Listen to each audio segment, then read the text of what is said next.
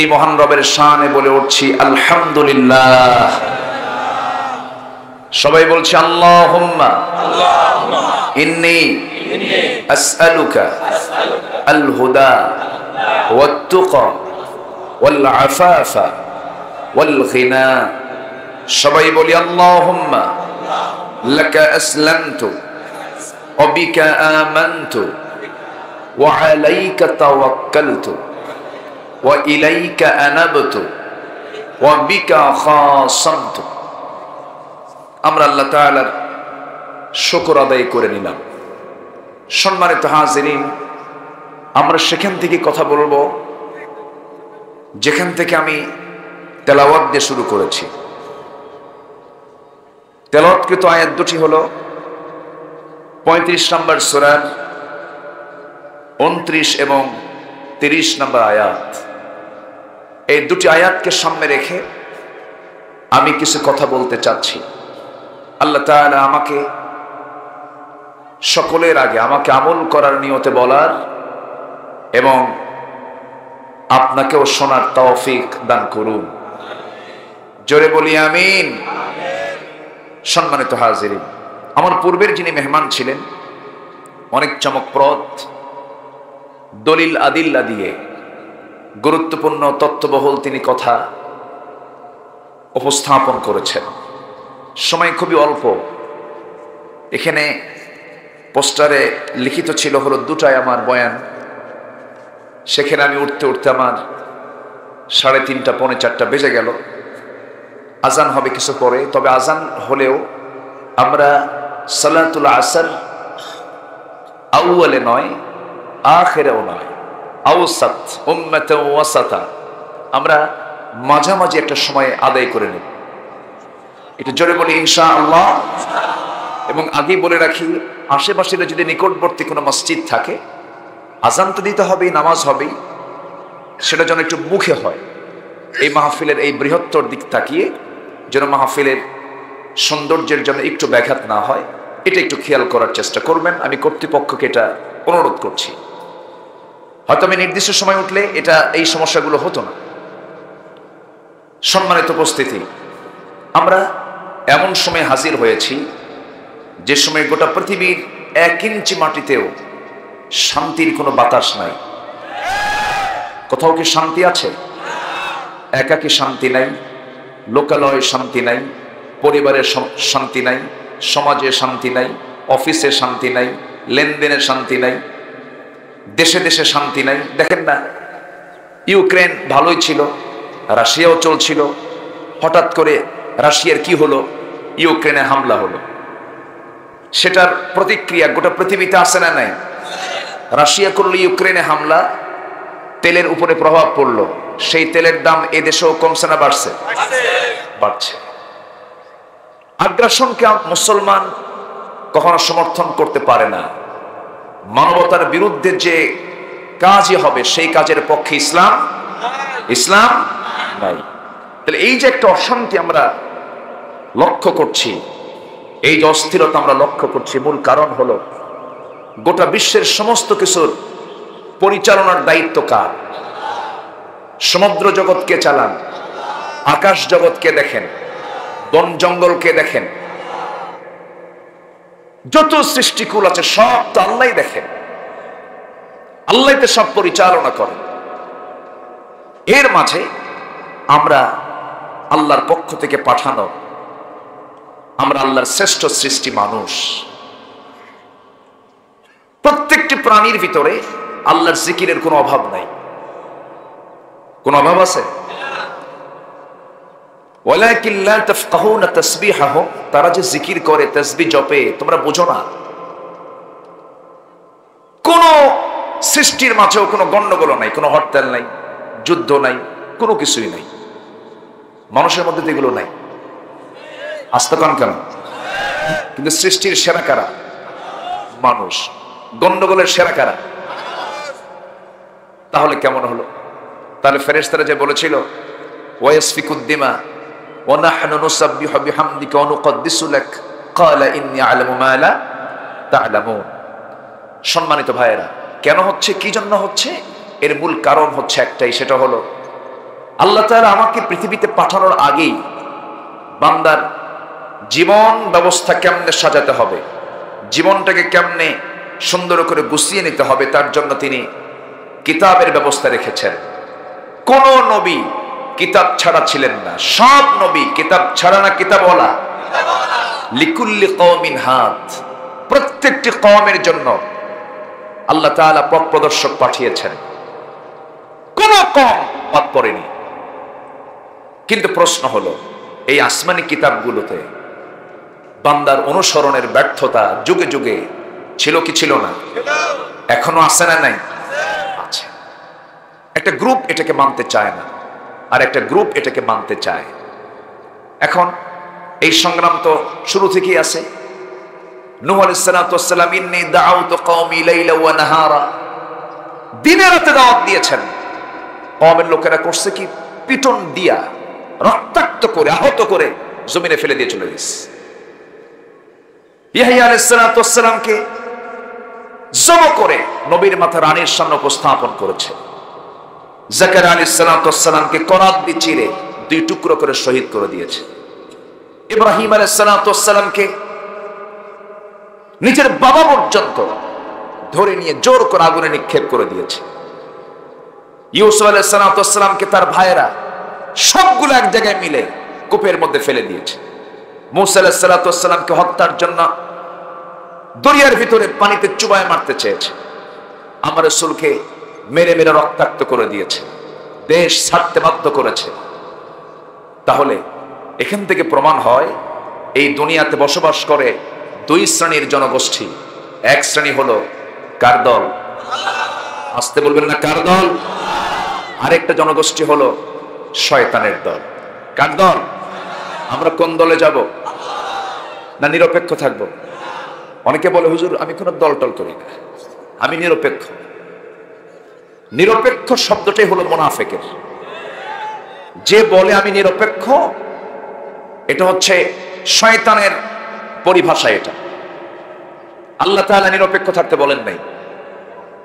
আল্লাহ তাআলা স্পষ্ট করে দিয়েছেন, আল্লাযীনা আমানু ইউকাতিলুনা ফি সাবিলিল্লাহ ওয়াল্লাযীনা কাফারু ইউকাতিলুনা ফি সাবিলিত তাগুত। আমার বন্ধুগণ, আরেক জায়গায় বলছেন, ইন্নামা ওয়ালিয়্যুকুমুল্লাহু ওয়া রাসূলুহু ওয়াল্লাযীনা আমানু আল্লাযীনা ইউকিমুনাস সালাতা ওয়া ইউতুনাস যাকাতা ওয়া হুম রাকিউন ওয়া মান ইয়াতাওয়াল্লাল্লাহা ওয়া রাসূলাহু والذين آمنوا فإن حزب الله هم الغالبون। এখানে হিজবুল্লাহ শব্দ আছে না নাই? আসতে বলবেন না, আছে না নাই? আল্লাহর দল কারা? কাদেরকে আল্লাহর দল বলা হয়? যে সমস্ত দলের লোকেরা ঈমান আনবে। কি আনবে?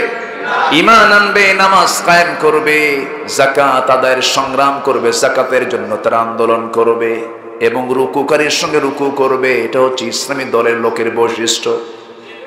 আমার বন্ধুগণ, রাসূল বলেন, আনা আমারুকুম বিখামসিন আল্লাহু আমারানি বিহিন্না বিল জামাআহ ওয়াস সামঈ ওয়াত তাআহ ওয়াল হিজরা ওয়াল জিহাদ ফি সাবিলিল্লাহ আও কামা ক্বাল আলাইহিস সালাতু ওয়াস সালাম। ও আমার সাহাবীরা, আল্লাহ আমাকে 5টা কাজের অর্ডার দিয়েছেন, আমিও তোমাদেরকে 5টা কাজের অর্ডার দিচ্ছি। 1 নাম্বার হলো, তোমাকে দল করতে হবে কার? সংঘবদ্ধ জীবনে আসতে হবে, জামাআহ। সংঘবদ্ধ জীবন গ্রহণ করে নেতার কথা শুনতে হবে। নাম্বার 3, আনুগত্য করতে হবে, হিজরাত করতে হবে। হিজরাত মানে হলো শুধু দেশ ত্যাগী নয়। আল মুহাজিরু মান হাজারা মা নাহাল্লাহু আনহু। প্রকৃত মুহাজির তো তাকেই বলা হয় যে ব্যক্তি সমস্ত হারাম কাজ থেকে নিজেকে গুটিয়ে রাখে, সে হলো সবচেয়ে বড় মুহাজির। সর্বশেষ আল্লাহ রাসূল বললেন, ওয়াল জিহাদি ফি সাবিলিল্লাহ, এবং জিহাদ করতে হবে কার পথে? আসতে বলবেন না, কার পথে? এবং এই সমস্ত কাজ করলে কোনো লস নাই। আমার ভাইয়েরা, আমি যেখান থেকে তেলাওয়াত করেছি, তেলাওয়াতকৃত আয়াতের দিকে আস্তে আস্তে চলে আসতেছি আমরা। একটু আসুন, আমরা দুনিয়াতে যে কোনো কাজ করতে গেলে আমরা আগে লস খুঁজি না লাভ খুঁজি? লসের জায়গায় যাই কেউ লসে যেতে চাই? কেউ তো লস খুঁজি না আমরা। আজকেও যে আমরা এখানে এসেছি, আমরা কি লসে এসেছি? না কিছু কল্যাণ পেতে চাই, কিছু মুক্তি পেতে চাই, কিছু সওয়াব পেতে চাই, তাই তো? আমার ভাইরা, আল্লাহ বলছেন, বান্দা শোনো, তোমার মধ্যে ব্যবসার প্রতি একটা ঝোঁক আছে। এই দুনিয়াতে চাকরিজীবী বেশি না ব্যবসায়ী বেশি? বলেন, ব্যবসায়ী বেশি। ব্যবসায়ী বরকত বেশি, ব্যবসার মধ্যে কল্যাণও বেশি। আমার নবীজি একজন সফল ব্যবসায়ী ছিলেন। 25 বছরের টকবগে যুবক। রাসূল যখন বিয়ে করলেন, বিয়ের সুবাদে আম্মাজান খাদিজার সমস্ত বিজনেসগুলো তার হাতে চলে আসলো। ইম্পোর্টের বিজনেস করেছেন, এক্সপোর্টের বিজনেস করেছেন। বিজনেসের সকল দিক আমার নবীজির জানা ছিল, সব তিনি জানতেন। এবং রাসূল নিজেও বলেছেন, একজন সৎ ব্যবসায়ী এবং রাসূল, আমি জান্নাতের মধ্যে 2 নখের দূরত্ব অবস্থান করব। ব্যবসার দিকে মানুষের একটা ঝোঁক আছে।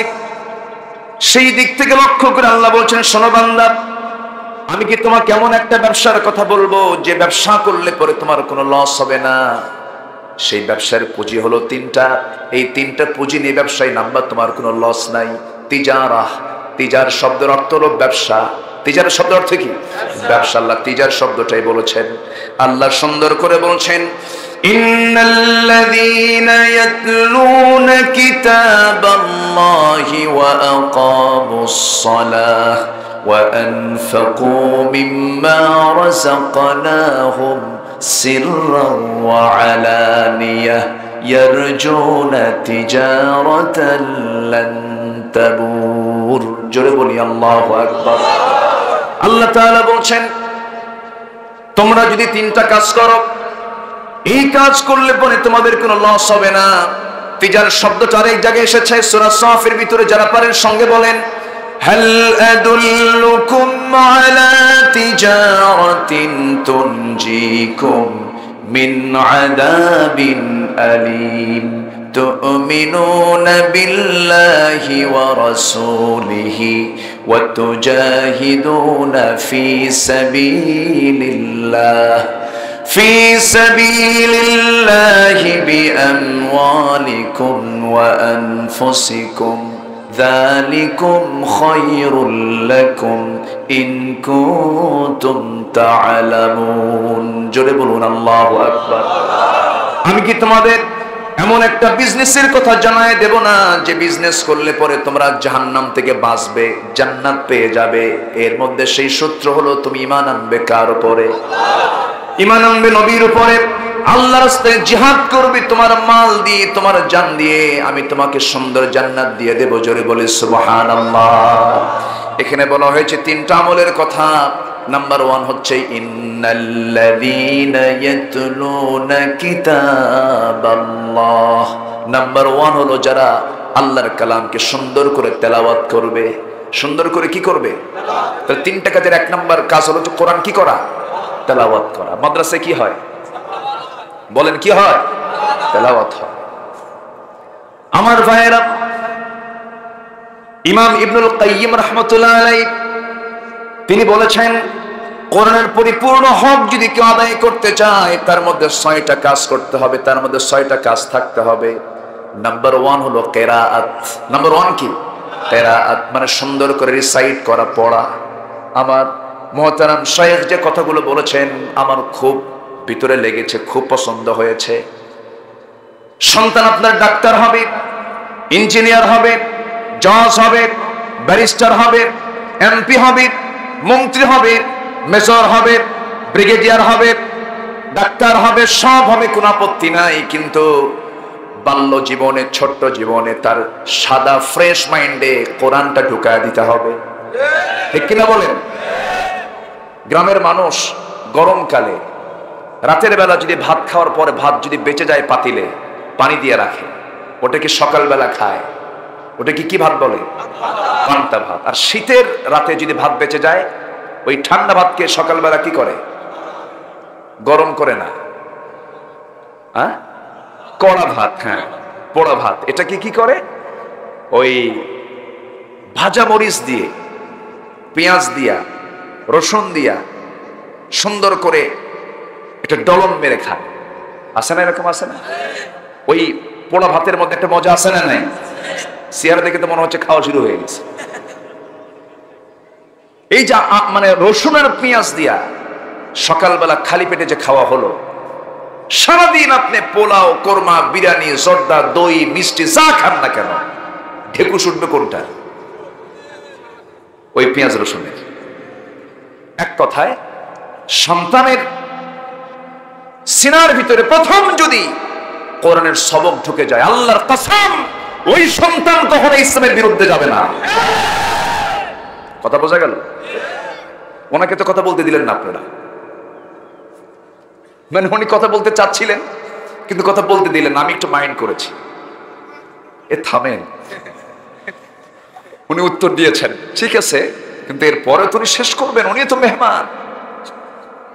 যাই হোক, ওনার কথাটা একটু জোড়া লাগাই দিলাম। চোখ বন্ধ করে সন্তানের হাতে আপনি একটা কিতাব তুলে দিবেন, সন্তান আপনার পাহারা দেওয়া লাগবে না, কোন আপনার সন্তানকে পাহারা দেবে। বোঝা গেল? ক্লিয়ার? বাস। জীবিকার দায়িত্ব কারো না, জীবিকার দায়িত্ব কার? টাকা পয়সা কি মূল জীবিকা? টাকা পয়সা কি মূল রিজেক? সর্বনিম্ন রিজেক হলো টাকা পয়সা, ধন সম্পদ। সর্বোচ্চ রিজেক হলো সুস্থতা। সর্বোত্তম রিজিক হলো নেক সন্তান, নেক স্ত্রী। আর পরিপূর্ণ রিজিক হলো আল্লাহর নৈকট্য, আল্লাহ রেজাবন্দি হাসিল করা। জোরে বলে সুবহানাল্লাহ। টাকা পয়সায় যদি সব শান্তির মূল বাধ্য মতো ধানমন্ডির বাসিন্দা হয়ে আবার নিজের পিস্তল দিয়ে মাথায় ঠাকা আত্মহত্যা করে কেন? ঠিক কিনা? অতএব সুখ শান্তি পেতে হলে তিনটা জিনিসের যত্ন নেব: ঈমানের যত্ন, পরিবারের যত্ন, স্বাস্থ্যের যত্ন। এক নম্বর কিসের যত্ন? ঈমানের। এই তিনটার যত্ন নেব, এই তিনটা আমাকে যত্ন করবে। ঈমান আমাকে যত্ন করে জান্নাতে নিয়ে যাবে। পরিবারের যত্ন নেব, সন্তানকে আল্লাহওয়ালা বানাবো, আমি বুড়ো হয়ে যাব, সন্তান আমার খেদমত করবে, আমার যত্ন নেবে। ওই অস্ট্রেলিয়া যা বসে থাকবেন, বউ খেদমত করবে। এমন বউ বহু আছে স্বামীকে পাত্তাই দিতে চায় না, আছে না নাই? এগুলো কি বসবে কখন, শুনবে কখন? হ্যাঁ ব্যাস, তাড়াতাড়ি। অনেকে বসার জায়গা পাচ্ছেন। আমার আলোচনা কি সবাই বুঝতে পারছেন? বলি আলহামদুলিল্লাহ, জোরে বলি আলহামদুলিল্লাহ। নাম্বার 3 হলো সুস্থতা। নাম্বার 3 কি? সুস্থতা। নিজেকে সুস্থ থাকতে হবে। ওয়ালা তুলকু বিআইদিকুম ইলা তাহলুকা, তুমি নিজকে ধ্বংসের দিকে ঠেলে দিও না। কিন্তু মাশাআল্লাহ, এখন 21 বছর বয়স হয়ে গেলে কোনো সমস্যা নেই, ছেলে এখন প্রকাশ্যে মদ খেতে পারবে। এবং লাইসেন্সধারী যদি 100 জন কাস্টমার থাকে, ওই এলাকায় একটা মদের দোকানে দেওয়া যাবে। বিশেষ দ্রষ্টব্য, শুক্রবারে মদের দোকান বন্ধ থাকিবে। কি কথা কি বোঝা যায়? আমরা তো কথা বললেই দোষ হয়ে যায়, আমরা কথা বললেই তো দোষ হয়ে যায়। আল্লাহ করে দিয়েছেন মদ হালাল না হারাম, আর বান্দা কি বানাচ্ছে? তাহলে এখন বলেন, কোরআন বলে দিচ্ছে এটা হারাম, আর আমরা এটাকে জায়েজ করছি। তাহলে আল্লাহর হারামকৃত সিদ্ধান্ত হালাল বানানোর কোন অধিকার কোন বান্দা রাখতে পারে? রাখতে পারে? শুনুন, আমরা হক কথা বলবোই, আমাদের মুখকে কেউ বন্ধ করতে পারবে না।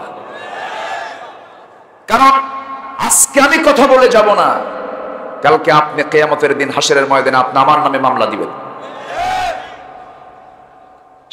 সেই মামলা আল্লাহ নিবেন,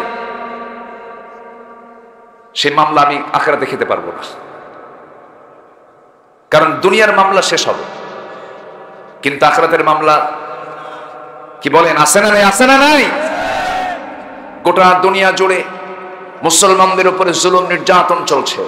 যারা হক কথা বলে তাদের প্রতি অত্যাচারের স্টিমরোলার চালানো হয়। এতে আমাদের কোনো দুঃখও নাই, কষ্টও নাই।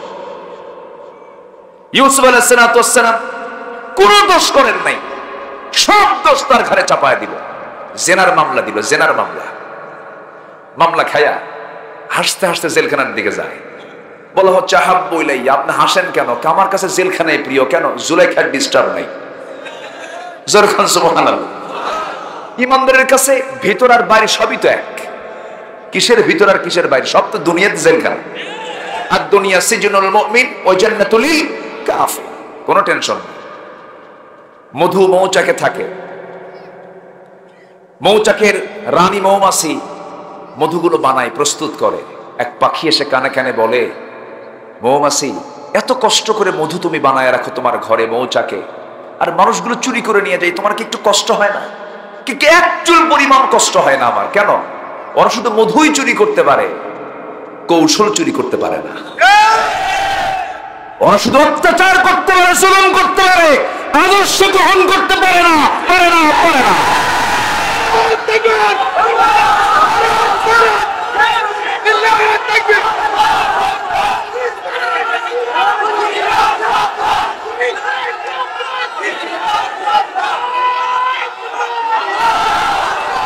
আল্লাহ তুমি সবাইকে কবুল করো, জোরে বলি আমিন, আরো জোরে আমিন। ইসলাম ছিল, আছে, থাকবে। ফেরাউন থাকে নাই, নমরুদ থাকে নাই, কারুন থাকে নাই, হামান থাকে নাই, আবু জেহেল থাকে নাই। এটাই বাস্তবতা। মদ হারাম। মদ কি আমরা হালাল বানাতে পারবো? ক্লিয়ার কথা। ইন্নামাল খামরু ওয়াল মাইসিরু ওয়াল আনসাবু ওয়াল আজলামু রিজসুম মিন আমালিশ শাইতান ফাজতানিবু। সম্মানিত ভাইয়েরা, কষ্ট হচ্ছে আপনাদের? ওয়াল্লাহি আমি কিন্তু কাউকে গালি দেওয়ার জন্য আসিনি। ভুল বুঝবেন না। স্বাস্থ্য নষ্ট করবেন কেন? ডাক্তারকে বলেন যে মদ খেলে কি হয়, ডাক্তার বলবে 1 নম্বর কিডনি নষ্ট হয়, 2 নম্বর লিভার পচে যায়। তা আল্লাহ কি বান্দাকে অসুস্থ করে মদ জায়েজ করে দিবেন? মদ খায়া হুঁশ ঠিক থাকে? দেখেন না কে যেন মদ খায়া কি কি কইল মাঝখানে, মনে নেই আপনাদের? মদ খাইছিল যে, মদ খায় হুঁশ নাই, যা ইচ্ছা তাই কয়। ইসলাম থাকতেই পারে না, থাকতেই পারে না। আল্লাহ কয় তোরই থাকতে দেব না, যা। দোষ তোর না, দোষ হলো মদ খাওয়া। দোষ কি? মদ খেলে তো হুঁশ থাকে না, মদ খেলে তো তালমাতাল হয়ে যায়। এক বাচিরে মদ খাইছে, মদ খাইয়া শেষ রাত 3টার দিকে বাড়িতে আসছে, দরজায় ডাকতেছে। বউ তো টের পাইছে আমার স্বামী তো আজকে লোডেড হয়ে আছে, ডাবল বোতল মারছে। দরজা খুলি কেমনে? বড় ছেলে দাঁড়ানো, বাবা এদিকে আয় তো, তোর বাপ আসছে, আমি দরজা খোলার সাহস পাচ্ছি না, তুই সাথে আয়। ছেলেকে সাথে নিয়ে দরজা খুলছে, চোখ লাল টকটকা, কারণ মদ খেলে চোখ কি হয়? এটা হচ্ছে চিহ্ন। বালামান কাসাবা সাইয়্যাতান ওয়া হাতাত বিহি খাতিআতুহু। পাপ করলে পাপের চিহ্ন তার চেহারায় ফুটবে। বিড়ি খেলে বিড়ির চিহ্ন চেহারায় আসে না? নাই। ঠোঁটই প্রমাণ করে বিড়িখোর। কি খোর? বিড়িখোর। কষ্ট হচ্ছে আপনাদের? দয়া করে যারা বিড়ি খান তারা আবার আমার মন খারাপ করবে। আচ্ছা, কি কব? তো মদ খায়া মাথা তো এলোমেলো, চোখ লাল টকটকে বানিয়ে দরজার সামনে এসে বলতেছে দরজা খুলো। জোরে ডাকছে, দরজা খুলছে, ছেলের পাশে দাঁড়ানো। বউয়ের দিকে তাকায় বলে, আম্মা আসসালামু আলাইকুম। মাথা তো ঠিক নাই। বউ এখন কয়, হাইর আমার পোড়া কপাল, ঘুম থেকে উঠে স্বামীর মুখে মায়ের ডাক। তোমার তো একটু হুঁশ নাই? যুবক ছেলের সামনে দাঁড়ানো, যুবক ছেলের দিকে তাকায় বলে, দুলা ভাই আসসালামু আলাইকুম। মদ তো খাইলে এটাই হবে। মদ আছে যেখানে, জিনা আছে সেখানে, জিনা আছে যেখানে, খুন আছে সেখানে। সবগুলো মামাতো খালাতো ভাই। 3W নিয়ে জাহেলি যুগের লোকেরা ব্যস্ত থাকতো। 3W মানে হচ্ছে war, women and wine. War, women and wine. War মানে যুদ্ধ, ওয়াইন মানে মদ, ওমেন মানে নারী। 3টা নিয়ে আরবের লোকেরা জাহেলি যুগে ব্যস্ত থাকতো। এখনো এই 3টা আছে না নাই? দেখেন রাশিয়া ইউক্রেন ভালোই ছিল, খামাখা গন্ডগোল করে দিছে ঘুতা। ঘুতা দেওয়াতে গোটা দেশে, গোটা দুনিয়া এখন কি চরম গরম। ওরে ঘুতা মারে, ওরে ঘুতা মারে। আমেরিকা বলে আমার কাছে কিন্তু আছে, রাশিয়া কি আমার সাথে তোর বড়টা আছে। চীন কয় আমি কিন্তু প্রস্তুত। এই হচ্ছে অবস্থা। সম্মানিত ভাইয়েরা, সব ঠিক হয়ে যাবে, বান্দাকে চলতে হবে কার পরিকল্পনায়? কার পরিকল্পনায়? ওয়া ইন্না হাযা সিরাতী মুস্তাকিমা ওয়া আন ইয়াবুদুনি হাযা সিরাতুম মুস্তাকিম। ইয়াকা না'বুদু, সূরা ফাতিহার তাফসীর আবার সূরা ইয়াসিনে ঢুকছে। ইয়াকা না'বুদু ওয়া ইয়াকা নাস্তাঈন, আমরা তোমার ইবাদত করি, ইবাদত কেন করব? ওয়া আন ইয়াবুদুনি হাযা সিরাতুম মুস্তাকিম। আল্লাহু আকবার বলো। সিরাতুল মুস্তাকিমে থাকতে হবে, আমরা টিকে থাকবো। কিন্তু টিকে থাকতে গেলে ঝড়ঝাপটা আছে না নাই? সবাইকে আমরা দাঁড়িয়ে থাকতে পারবো না। দোয়া করবো, সাব্বিত আকদামানা ফানসুরনা আলাল কওমিল কাফির। আমার ভাইয়েরা, ইমাম ইবনুল কাইয়্যিম রাহমাতুল্লাহ আলাইহি কোরআনের হক আদায় করার জন্য 6টা কাজের কথা বলেছেন। 1 নম্বরে বলেছি আমি কিরাআত, সুন্দর করে কোরআনটা কিরাআত পড়তে হবে, সুন্দর করে পড়তে হবে, তেলাওয়াত সুন্দর করে কিরাআত পড়তে হবে। প্রথম হুকুমটা হলো ইকরা। নাম্বার 2 হলো তেলাওয়াত, বুঝে বুঝে তেলাওয়াত করতে হবে। নাম্বার 3 হলো দিরাসাত, অনুশীলন করতে হবে। নাম্বার 4 হলো তাদাব্বুর, গবেষণা করতে হবে। আফালা ইয়াতাদাব্বারুনাল কুরআন আম আলা কুলুবিন আকফালুহা। নাম্বার 5 হলো 1 নম্বর কিরাআত, তেলাওয়াত, দিরাসাত, তাদাব্বুর। নাম্বার 5 হলো তালিম, প্রশিক্ষণের ব্যবস্থা করতে হবে। আমার দেশের যুব প্রশিক্ষণ কেন্দ্র আছে না নাই? আছে না?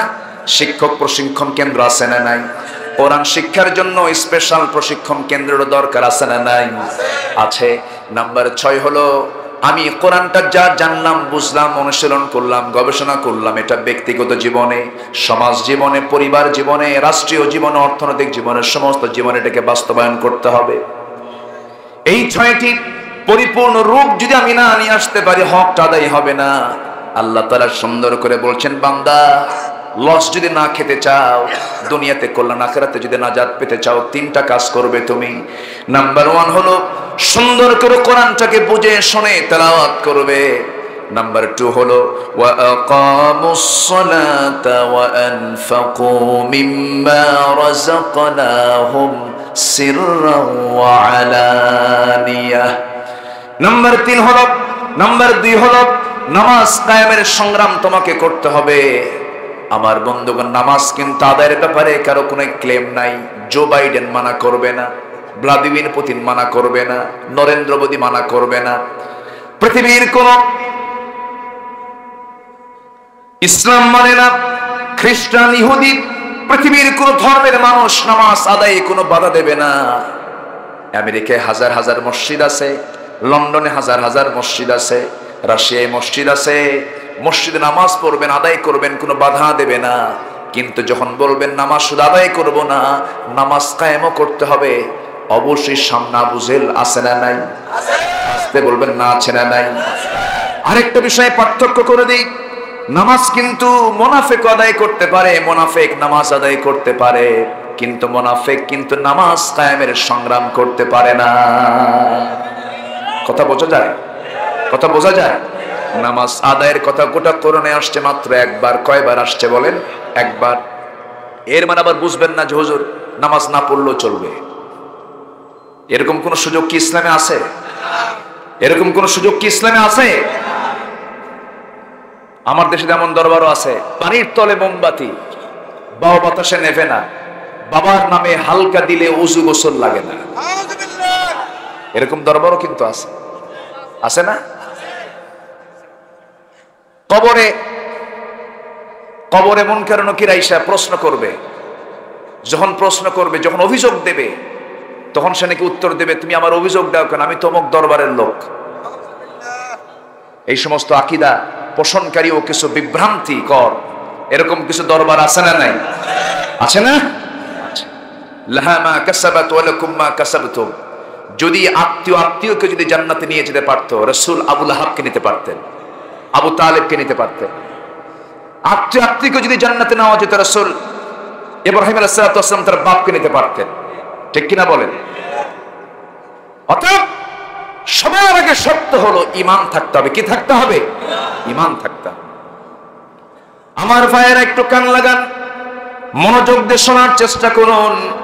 নিজে আলেম হতে পারি নাই, সন্তানকে আলেম বানাবো, কোরআন তেলাওয়াতের পরিবেশ তৈরি করব আমার পরিবারে, আমার সমাজে। এই যে মাদ্রাসা হয়েছে, খুশি না বেজার? সবাই খুশি তো? তিনটা কাজ করব মাদ্রাসার জন্য। কয়টা কাজ বলেন? নাম্বার 1 হলো, 1 নাম্বার হলো দোয়া করব। কি করব? দোয়া করব। নাম্বার 2 হলো নিজের সন্তানকে মাদ্রাসায় দেব। নাম্বার 3 হলো যতটুকু অর্থ আল্লাহ পাক আমাদেরকে দান করেছেন সেখান থেকে কিছু অংশ মাদ্রাসার জন্য আমরা একটু খরচ করার চেষ্টা করব। এগুলোর জন্য পরকালে প্রাপ্তি পুরস্কার আছে না নাই? আছে। ইন্নাল্লাযীনা ইয়াতলুনা কিতাবাল্লাহ, এই কাজটা শেষ করে ফেললাম, এই আলোচনার সাইডটা শেষ করলাম। ওয়া আকামুস সালাত, যারা নামাজ কায়েম করবে, নামাজ আদায় করবে, নামাজ কায়েম করবে, দুই কাজই যারা করবে তাদের জন্য নামাজ আদায়ের পুরস্কার আছে। আমার দেশে বহু নামাজি এমন আছে যারা নামাজ আদায়ে বিশ্বাসী কিন্তু নামাজ কায়েমে বিশ্বাসী না।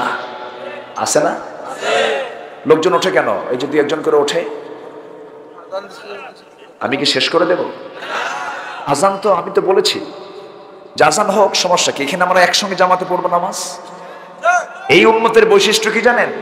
সব উম্মত কিন্তু এই বোনাসটা পায় নাই। এই উম্মতের বৈশিষ্ট্য হলো গোটা জমিনটাই মসজিদ। ঠিক আছে না? রাসূল বলেছেন আমার উম্মতকে 5টা এক্সট্রা জিনিস দেওয়া হয়েছে, এর মধ্যে একটা এক্সট্রা হলো গোটা জমিন এই উম্মতের জন্য সেজদার জায়গা। আমরা এখানে নামাজ পড়বো আজকে, সমস্যা কোথায়? বৃহৎ জামাত হবে। আমি তো এমন হুজুর না যে নামাজ ছাড়া হুজুর। আমার দেশে বহু হুজুর আছে নামাজ ছাড়া হুজুর, আছে না? নামাজ তো আমিও পড়ব। একটু মেহেরবানি করে বসো, যেহেতু উঠতে একটু দেরি হয়েছে, একটা আলোচনার একটা হক আছে, যে শেষ করে দেই, সমস্যা নেই। ওয়াকামুস সালাত, না কি কেন? না না না চলবে, সমস্যা নেই। আজান থেমে যাবে, আজান তো হচ্ছে, আজান থেমে যাবে ইনশাআল্লাহ। এরপরে আমরা যথারীতি আবার আলোচনা, একটু জিকির করি লা ইলাহা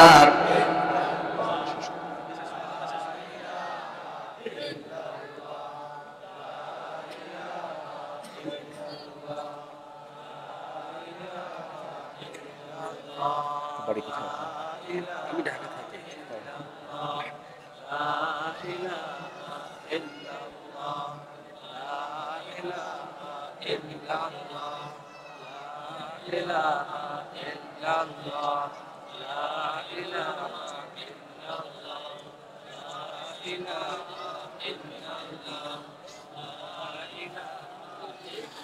লা ইলাহা ইল্লাল্লাহু মুহাম্মাদুর রাসূলুল্লাহ সাল্লাল্লাহু আলাইহি ওয়াসাল্লাম। তাহলে আমরা ব্যবসায়ী সফল হওয়ার জন্য কয়টা কাজ করব? বলেন কয়টা কাজ? 3টা কাজ। নাম্বার 1 হলো আমরা কোরআনটাকে সুন্দর করে তেলাওয়াত করব, জোরে বলি ইনশাআল্লাহ। নাম্বার 2 হচ্ছে নামাজ কায়েমের সংগ্রাম করব। রাজি আছি তো সবাই? নামাজ না পড়লেও চলবে, হ্যাঁ? নামাজ না পড়লেও চলবে। আমার দেশে বহু বেনামাজি আছে, নামাজ পড়ে না কিন্তু বলে হুজুর আমার ঈমান দারুণ পাকা। এরকম চেতনার কিছু লোক আছে না নাই? আসলে কি নামাজ না পড়লে ঈমান পাকা থাকে না নষ্ট হয়? ফাখলাফা মিন বাদিহিম খালফুন আদাউস সালাহ ওয়াত্তাবাউশ শাহাওয়াত ফাসাউফা ইয়ালকাউনা গায়্যা। যারা নামাজকে নষ্ট করবে, খেয়াল খুশি মতো চলবে, আল্লাহ বলছেন শুধু আমি জাহান্নামে তাকে ঢুকাবো না, জাহান্নামের গর্তে। আবার চলে যায় ফিল্ম ইন্ডাস্ট্রি যে কাজ করে, আবার চলে যায় ওমরা পালন করতে। ওমরা পালন করতে গিয়ে আবার ফেসবুক লাইভে এসে বলে প্রিয় দেশবাসী, আমি ফেসবুক লাইভে এসেছি, আমি ওমরা করতে এসেছি, আমি এখন ইবাদতে মগ্ন আছি, সবাই আমার জন্য দোয়া করবেন। আমাকে নিয়ে ষড়যন্ত্র চলছে, আমার কোনো দোষ নাই, আমি নির্দোষ, সবাই আমার জন্য দোয়া করবেন। তো আমি যেন দেশে ফিরে ওমরার কাজ শেষ করে দেশে ফিরে যেন সিনেমার বাকি কাজ সম্পন্ন করতে পারি। যখন নাউজুবিল্লাহ। এগুলো কি মুসলমানের পরিচয়? মুসলমান কি এমন হবে? এমন বাবাও আছে, আমি নিজের চোখে দেখা এমন বাবাও দেখেছি, নিজের ষোড়শী মেয়েকে, সুন্দরী মেয়েকে মঞ্চে তুলে দিয়ে নাচায়, বাবা হাতের তালি মারে, আবার বলে ভাইয়েরা আমার মেয়েটা খুব সুন্দর নেচেছে আপনাদের দোয়ায়।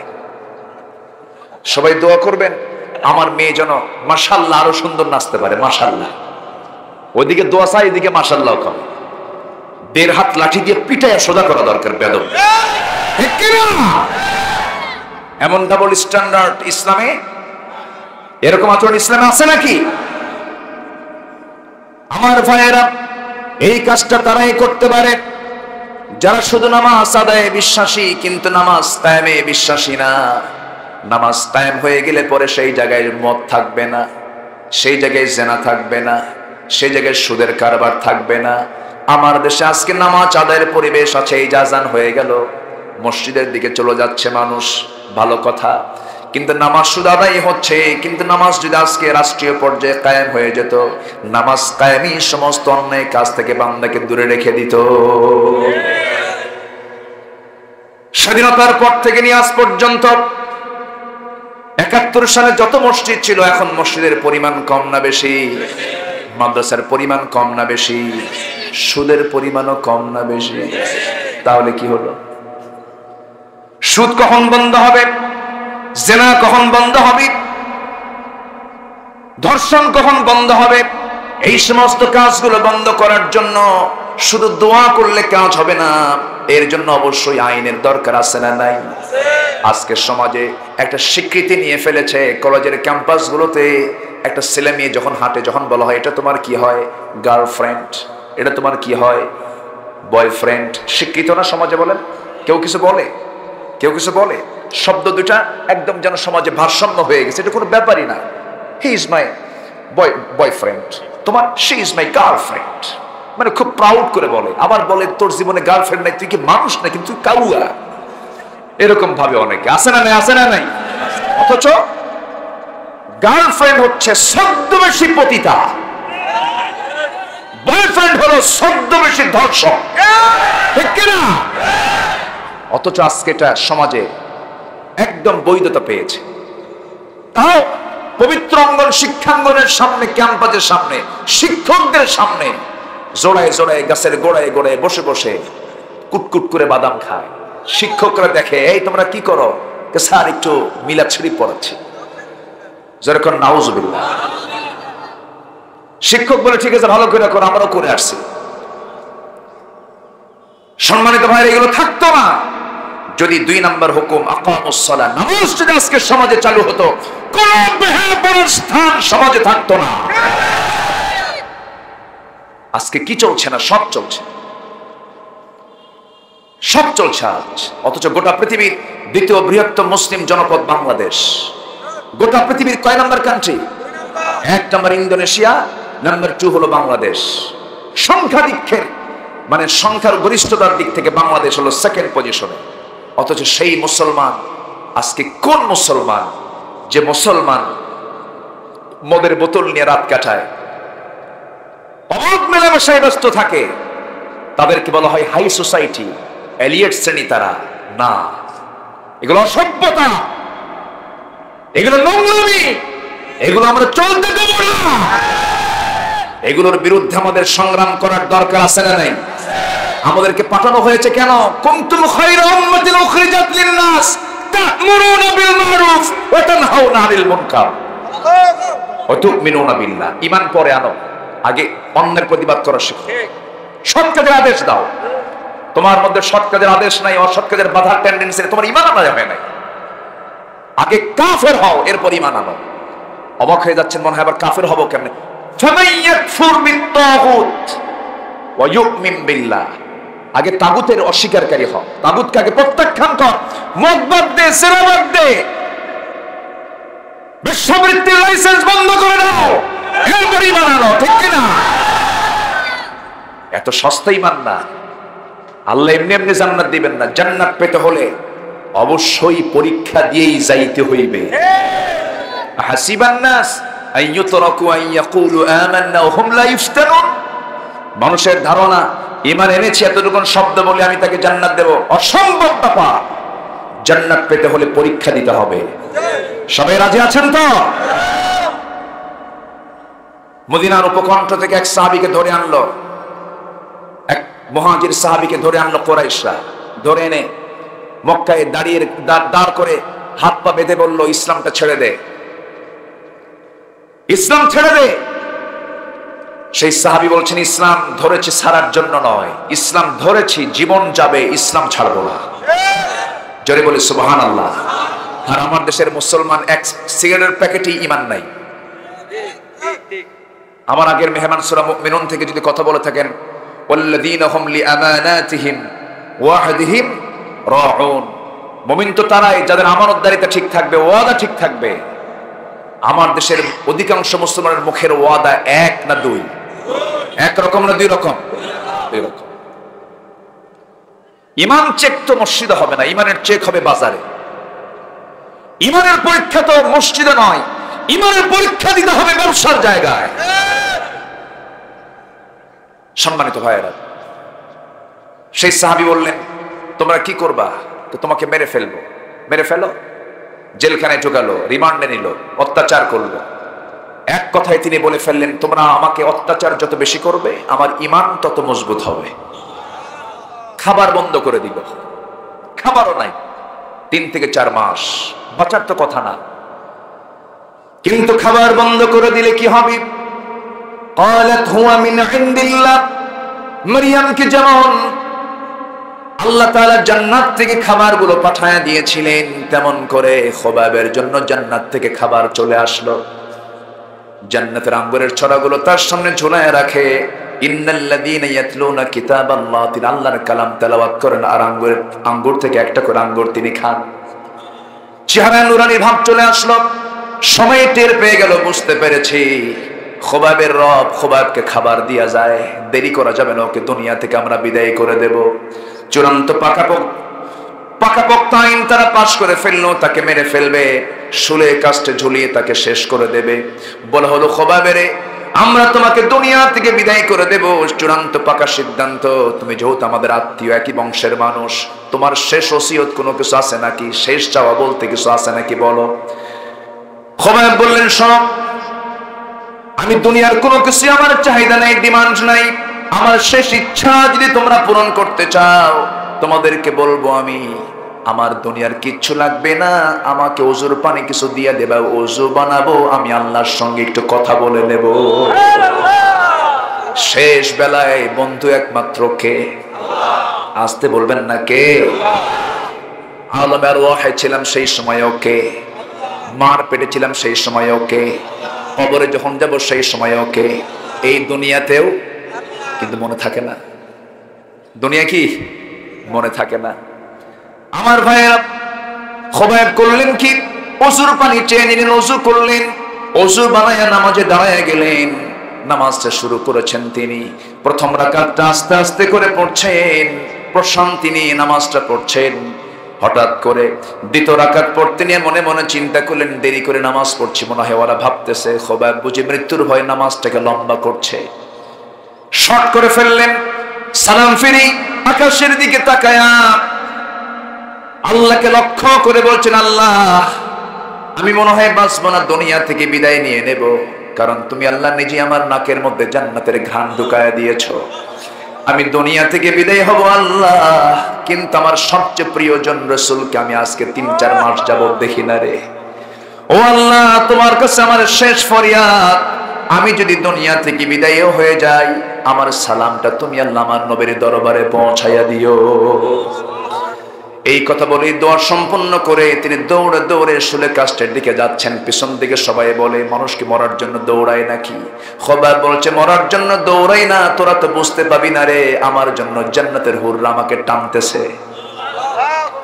2 হাত বাঁধলো, 2 পা বেঁধে ফেললো। এবার বলা হলো, খোবাব এখনো সময় আছে, কি করবে বলো? বললেন, না না, আমি আমার আল্লাহর অবস্থান থেকে, আল্লাহর পক্ষ থেকে, আল্লাহর আইন থেকে, ঈমান থেকে আমি এক চুল পরিমাণ নড়ব না। সঙ্গে সঙ্গে একজন কাফের এসে বলছে, কুরাইশ এসে বলছে, খোবাব তোর জায়গায় মুহাম্মদকে এখানে বাঁধলে পরে কেমন হতো? খেপে গেলেন তিনি। মুখের মধ্যে অনেকক্ষণ ধরে জমা করলেন থুতু, জমাকৃত থুতুটা তার মুখে মেরে দিয়ে বলেন, আল্লাহর কসম করে বলি, আমার নবীর গায়ের একটা পশমের ক্ষতি হয় আমার সামনে, আমি খোবাব তা সহ্য করতে পারবো না। একজন কাফের এসে সেই সময়ের আগের মুহূর্তে একটা তরবারি দিয়ে তার ডান হাত আঘাত করলো। ডান হাত ছিটকে পড়ে গেল। খোবাইব মুস্কি মুস্কি হাসে, বাম হাত আঘাত করলো, চিৎকার মেরে মেরে হাসে। সবাই বলছে খোবাইব রে, তোমার হাত একটা করে কাটি, তুমি চিৎকার মেরে হাসো কেন? খোবাইব বলছে শোনো, তোমরা আমার একটা করে হাত অঙ্গহানি করে দিচ্ছ, দেহ থেকে অঙ্গগুলো তোমরা হানি করে দিচ্ছ, আর আমি আমার জান্নাতের সুন্দর দৃশ্যগুলো আমার আল্লাহ আমার চোখের সামনে ভাসায় দিতেছে। এক পর্যায়ে এসে একজন কাফির এসে নেশা তরবারি দিয়া বুক দিয়ে ঢুকায় দিল, পিঠ দিয়ে বের হয়ে গেল। খোবাইব দুনিয়া থেকে বিদায় নিলেন। বিদায় নেওয়ার পর আমার নবীজি মদিনার মসজিদে হঠাৎ করে বসা থাকা সাহাবীদের সামনে থেকে দাঁড়ায় গেলেন, হাত উঁচু করে বলছেন সালামুন আলাইকা ইয়া খোবাইব, সালামুন আলাইকা ইয়া খোবাইব, সালামুন আলাইকা ইয়া খোবাইব। সালাম খোবাইব তোমাকে, সালাম খোবাইব তোমাকে। সাইয়েদনা ওমর ফারুক বলছেন ইয়া রাসূলুল্লাহ ইয়া হাবিবাল্লাহ, আপনি আমাদের খোবাইবকে সালাম দেন কেন? খোবাইবকে দেখি না, খোবাইবের কি হয়েছে? রাসূল বলছেন ওরে ওমর, আমার খোবাইব আর দুনিয়াতে নাই, আমার খোবাইব জান্নাতের পাখি হয়ে জান্নাতের মধ্যে উড়ে বেড়াতেছে। তারা পরীক্ষায় ফেল করেছেন না পাস করেছেন? আজকে ফেল করেছেন না পাস করেছেন? পাস করেছেন। সব ছাড়া যাবে কিন্তু আল্লাহর পথকে ছাড়া যাবে না। আল্লাহর দ্বীনকে কখনো মাইনাস রাখা যাবে না, আল্লাহর দ্বীনকে কখনো পিছনে ফেলে রাখা যাবে না। কালিমাতুল্লাহিল উলিয়া, আল্লাহর কালিমা বুলন্দ করতে হবে। আলাম তারা কাইফা দারাবাল্লাহু মাসালান কালিমাতান তাইয়িবাতান কাশজারাতিন তাইয়িবাহ। আল্লাহু আকবার বলে, এটাকে মজবুত করে রাখতে হবে। আমার ভাইয়েরা, আরেকজন মহিলার দৃষ্টান্ত মনে পড়ে গেল, ইমরাত ফিরাউন। আল্লাহ তাআলা মিসাল দিয়েছেন এই নারীর নামে। কেন মিসাল দিলেন? এর কারণ হলো জীবনের শেষ প্রান্ত থাকা পর্যন্ত, শেষ রক্তবিন্দু থাকা পর্যন্ত আসিয়া আল্লাহর পথ থেকে এক চুল পরিমাণ নড়েন নাই। জোরে কোন সুবহানাল্লাহ। দুনিয়ার সমস্ত নারীকুলকে, দুনিয়ার সমস্ত পুরুষকুলকে জানিয়ে দিচ্ছেন সূরা তাহরিমের মধ্যে, দেখ আমার আসিয়া আমাকে কি পরিমাণ মহব্বত করেছে।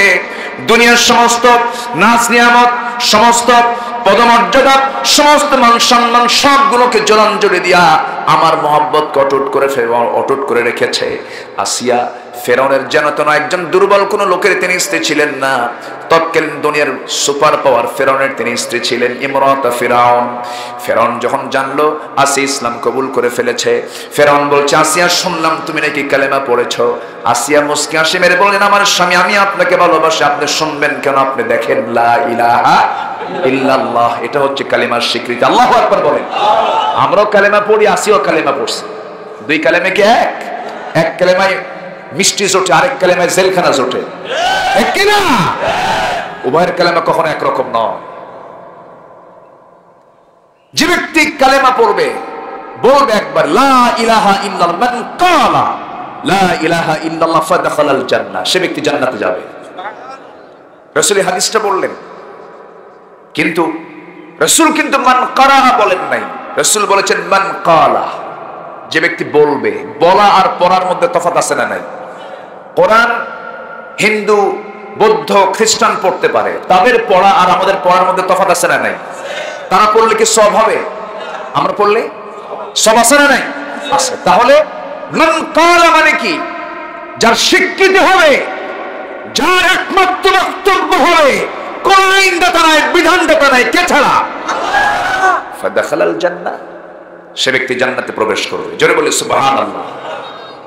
যখন কোন বান্দা লা ইলাহা ইল্লাল্লাহ বলে, তখনই আল্লাহর আরশ নড়ে। সুবহানাল্লাহ বলবেন না? আল্লাহর আরশ কি হয়? ইহতাসাতিল আরশ, আরশ তখন নড়ে ওঠে। আল্লাহ বলেন এই আরশ তুই নড়িস কেন? কে খুঁটি নড়ায়। এই খুঁটি নড়িস কেন? তোমার বান্দা নড়ায়, তোমার বান্দা নড়ায়। থেমে যা, থামবো না তোমার বান্দাকে না মাফ করা পর্যন্ত। জোরে কোন সুবহানাল্লাহ, জোরে কোন সুবহানাল্লাহ। আমরা কালিমাকে টিকিয়ে রাখবো। জোরে বলি ইনশাআল্লাহ। কোন কালিমা থাকবে না আল্লাহর কালিমা ছাড়া। রাজি আছেন সবাই? রাজি আছেন? কারা কারা হাত উঁচু করে রাখেন মুসলমান।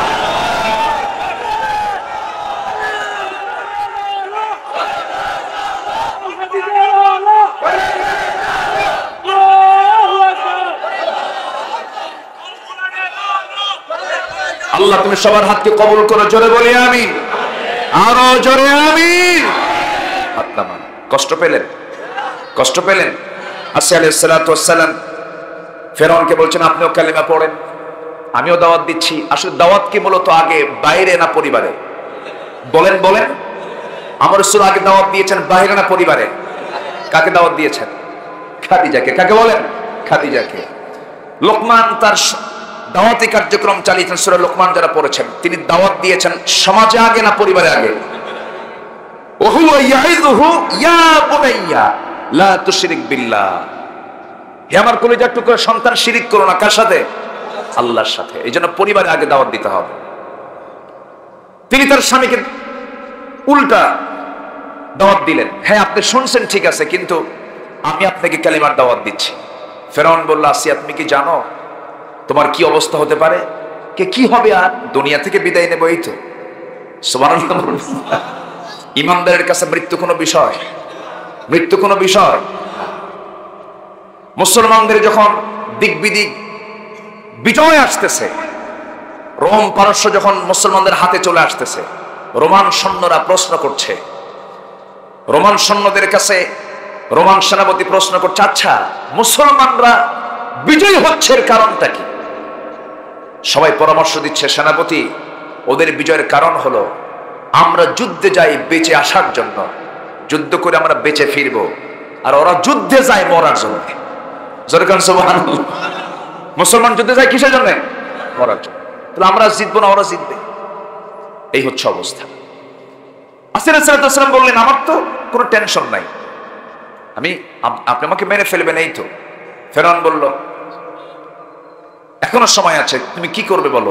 সময়ের কোনো, আপনি আমাকে টাইম দিয়ে আমাকে আপনার পথে নিতে পারবেন না। আমি অনর, আমি ইসলাম ধরেছি, আল্লাহর আইনকে গ্রহণ করেছি, কোন আইন আমি মানব না। আল্লাহু আকবার বলো।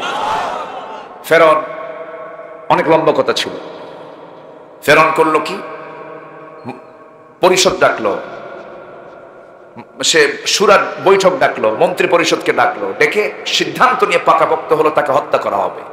জল্লাদ ডাকা হলো, 2 হাত 2 পা বাঁধা হলো, 2 হাত 2 পা বেঁধে দিয়া আসিয়া আলাইহিস সালাতু ওয়াস সালামের মাথায় লোহার চিরুনি লাগায়া দিল।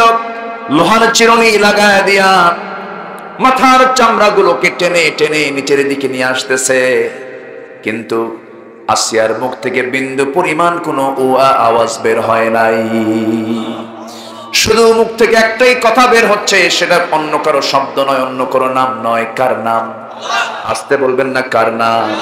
আল্লাহর জিকির তিনি বারবার করছেন। যখন তিনি দেখতেছেন আমার শরীর থেকে সমস্ত রক্তগুলো গড়ে গড়ে শেষ হয়ে যাচ্ছে, রক্ত শূন্যতায় পড়েছেন, জীবন প্রদীপ নিভু নিভু ভাব, জীবন প্রদীপ নিভে যাচ্ছে, এমন সময় তিনি দোয়া করছেন। সেই দোয়া, তার কিতাব ছিল তাওরাত, আর তার দোয়া স্থান পেল কোরআনে কারীমের ভিতরে। তিনি কি দোয়া করছেন? রব্বি বিনিলি ইনদাকা বাইতান ফিল জান্নাহ ওয়া নাজ্জিনি মিন ফিরআউনা ওয়া আমালিহি। আল্লাহ তাআলা, তুমি আমার জন্য বানিয়ে দিবে একটা ঘর। কয়টা ঘর? বাইতুন এক বচন, বুয়ুতুন বহু বচন। তিনি বাইতান শব্দ বলেছেন, ইবনিলি বাইতান ইনদাকা বাইতান ফিল জান্নাহ, আমার জন্য তুমি একটা মাত্র ঘর তুমি আমাকে দিবা জান্নাতের মধ্যে, তবে যেখানে সেখানে সেই ঘর আমি নেব না। আল্লাহ, আমার জন্য যে ঘরটা দিবা সেই ঘরের সঙ্গে যেন তোমার ঘরের দেওয়ালটা লাগানো থাকে। সুবহানাল্লাহ। তোমার ঘরের সঙ্গে যেন আমার ঘরটা হয়। ওয়ানাজ্জিনি মিন ফিরআউন, ফিরআউন থেকে তুমি আমাকে বাঁচাও, তার অপকর্ম থেকে তুমি আল্লাহ আমাকে বাঁচাও। দেখেন, হাসতে হাসতে জীবন দিয়ে দিলেন কার পথে? টিকে থাকতে হবে কার পথে? আল্লাহর পথে। আমরা নামাজ শুধু পড়বই না, নামাজ কায়েমের সংগ্রাম করব। জোরে বলি ইনশাআল্লাহ, আরো জোরে বলি ইনশাআল্লাহ।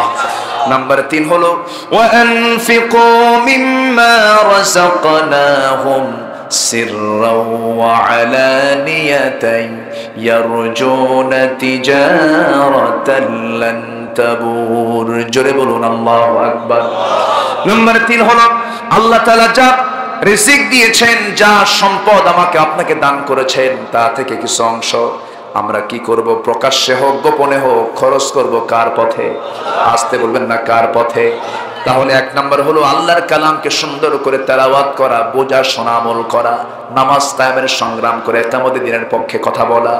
শারা'a লাকুম মিনাদ-দীনি মা ওয়াসসা বিহি নূহান ওয়াল্লাযী আওহায়না ইলাইকা ওয়া মা ওয়াসসায়না বিহি ইব্রাহীমা ওয়া মূসা ওয়া ঈসা আন আকিমুদ الدين ولا تتفرقوا فيه জোরে বলুন আল্লাহু আকবার।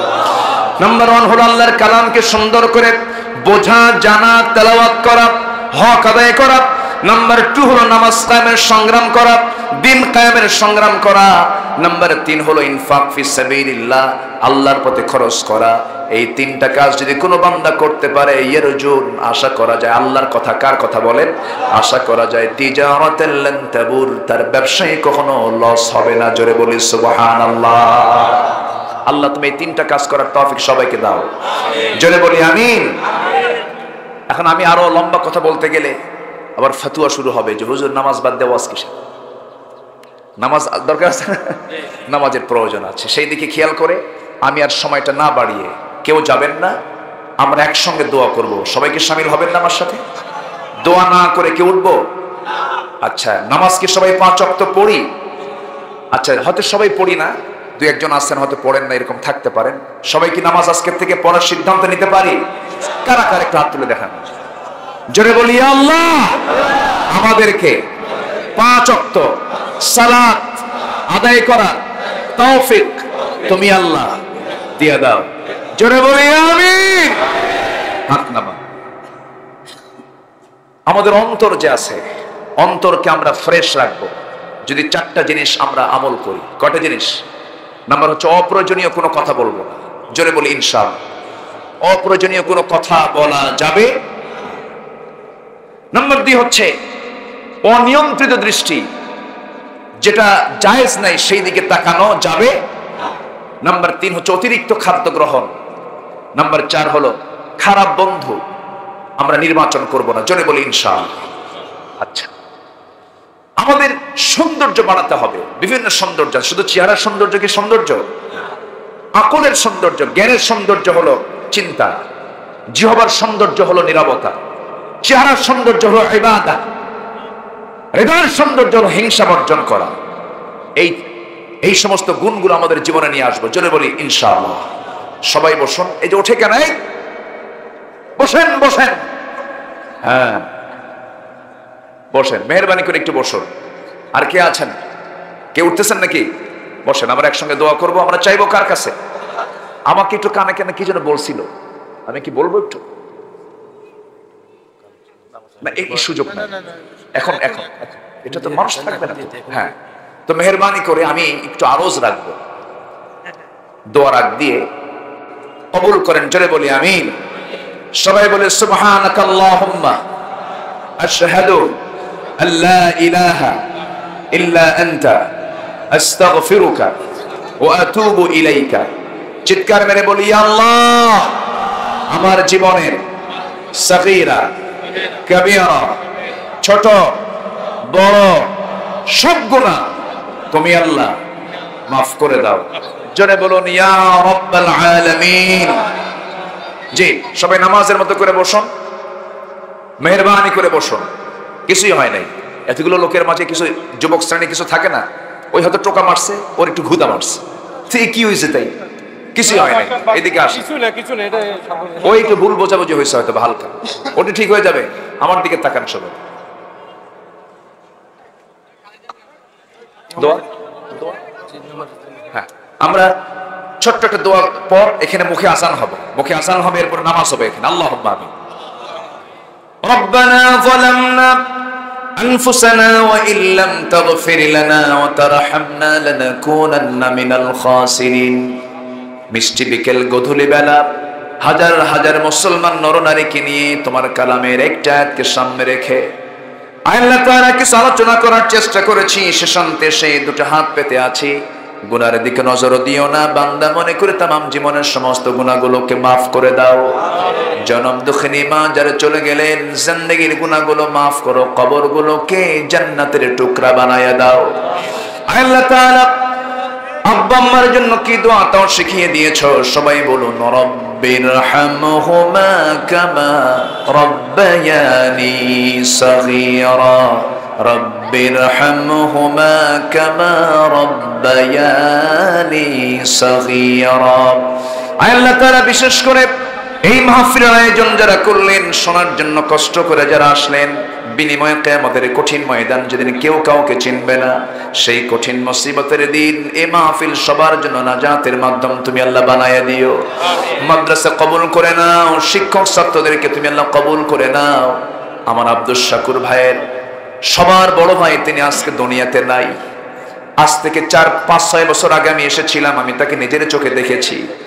তিনি আজকে লাশ হয়ে কবরবাসী হয়ে আছেন। আল্লাহ মেহেরবানি করে আব্দুল শাকুর ভাইয়ের কবরটাকে তুমি আল্লাহ জান্নাতের টুকরা বানায়া দাও। এইরকম করে আশেপাশে যত মাইয়াতিমানি হালাত নিয়ে দুনিয়া থেকে বিদায় নিয়েছেন, কবরগুলোকে জান্নাতের নূর দিয়ে মুনাফফার করে দাও।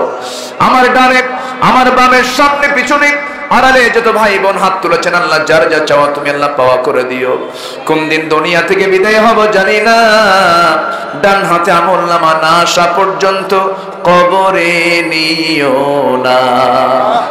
আল্লাহ তাআলা তোমার দরবারে কোন দিন হাজির হব জানি না, এমন ভাবে নিও না যেইভাবে নিলে তোমার কাছে আমরা ধরা খেয়ে যাব। মেহেরবানি করে সাবিকুনদের অন্তর্ভুক্ত তুমি আল্লাহ আমাদেরকে করে নিও। আল্লাহ তাআলা যখন মরে যাব, টান মেরে ঘর থেকে বের করে দেবে, জীবনের শেষ গোসলটা হয়ে যাবে, মরামুখ সব দেখে দেখে চলে যাবে।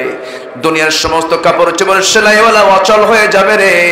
বাজার থেকে কম দামি সাদা কাপড় কিনে আনবে, মাথায় বাঁধন পায়ে বাঁধন দিয়া দিয়া টান মেরে কবর দিকে নিয়ে শোয়ে আসবে রে। ওই যে বিদায় দিয়ে দেবে, আর কোনোদিন কেউ খোঁজ নিতে